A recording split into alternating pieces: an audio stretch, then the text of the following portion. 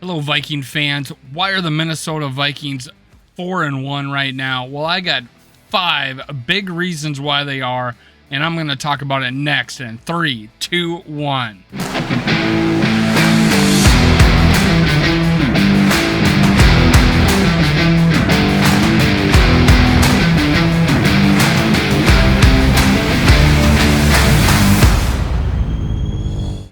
Gather around, Skull brothers and sisters. This is Skull World, brought to you by Minnesota Sports Talk. I'm your host, Dave. You can follow me on Twitter, TikTok, and Facebook at Skull World. Now, if you could, take the moment, go down and hit subscribe, hit like, and comment. I want to hear your comments. You're the ones that keep this show going. Thank you. I want to listen to you. I want to hear what you got to say.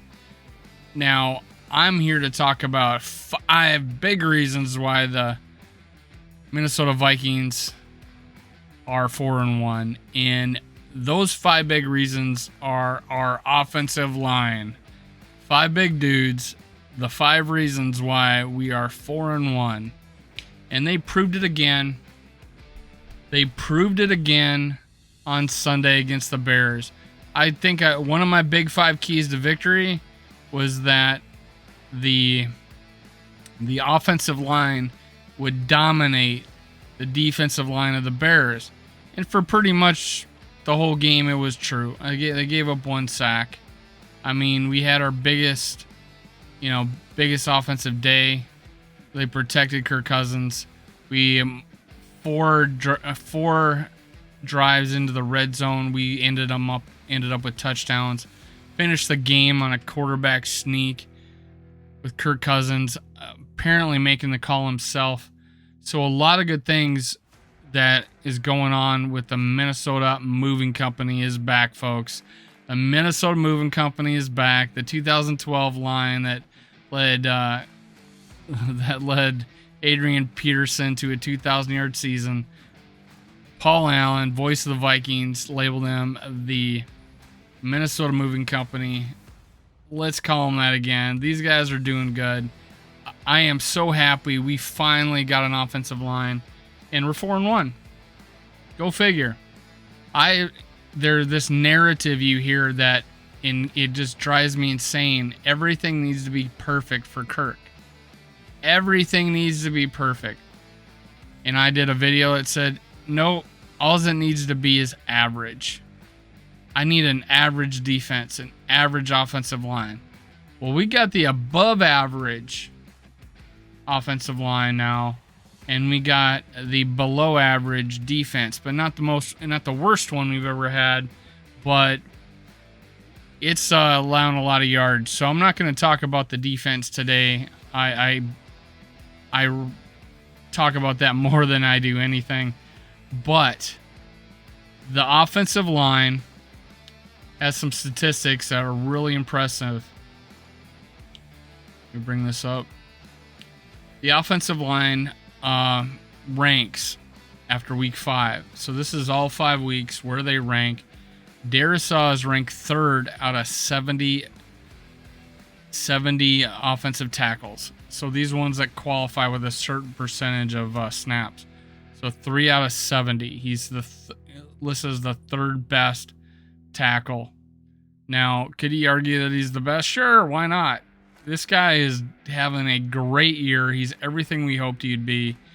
He was hurt going into last season, and he only had like 4 practices. And sure enough, he has changed. He has turned heads on how devastating of a player he is.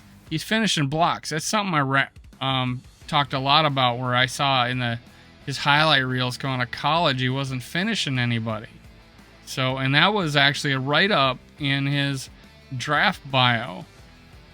So, hey, I wasn't the only one thinking it, and he's proven me wrong right now, and he's doing awesome. One of my favorite players on the team, and what an odd couple. Kirk Cousins and CD are like, buddies on plane trips, and he's wearing Darisaw's chain, and it's a funny deal going on here, and I love it. Bradbury, man, 11 out of 37. I think he was 6 last week. but I don't think it went down because of any poor play that he had. He was also amazing in this last game. There was a stat that Kirk Cousins had every throw not be contested. Like there was no pressure.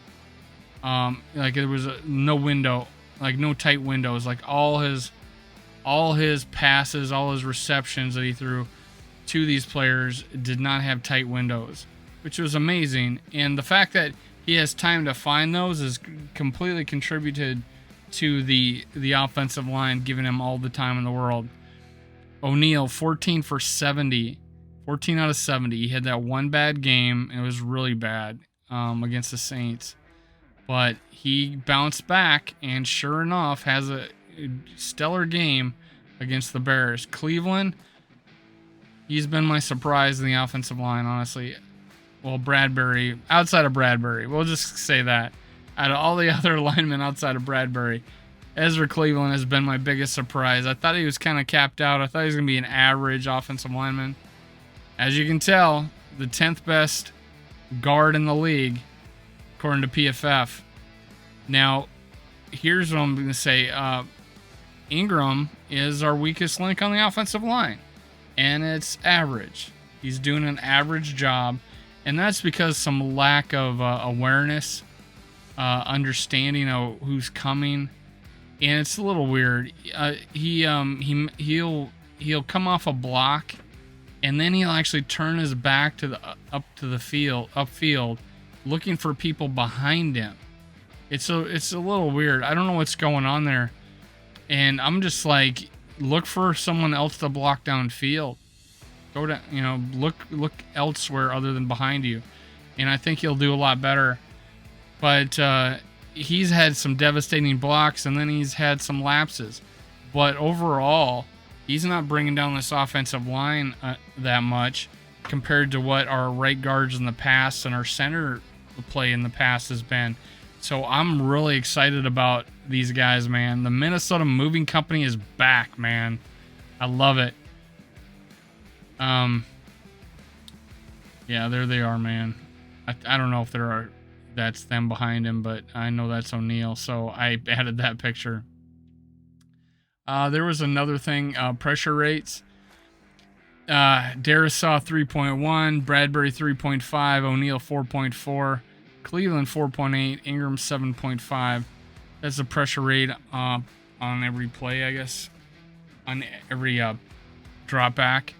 So you can see Darisaw is the cream of the crop, but Bradbury being second on this is a big surprise because he's always been ranked the worst center in the league as far as pass blocking, and now he's not. It's got to be the coaching, man. I can't explain how 5 guys have flipped the script and are now a above average, if not good, or very good offensive line. And it's awesome. And it shows because we got Dalvin Cook, who's super patient, and he's finding holes and he's taking them, and for 5-10 yard gains. It's all because of these guys maintaining their blocks.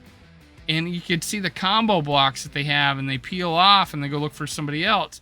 These guys are doing awesome, reading what they need to do next. They make the initial contact, and then boom, they're looking for the next guy. This is awesome, man. These guys are doing great. Give these guys a hand. The Minnesota Moving Company is back. Let's go. Let's go.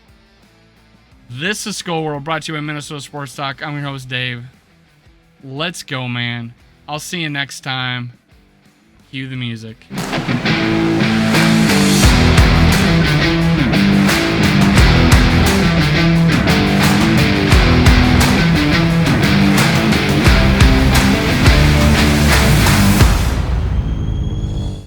Thank you, Viking fans, for listening. Make sure you catch my other episodes. Also, make sure you subscribe, like, and leave a comment below.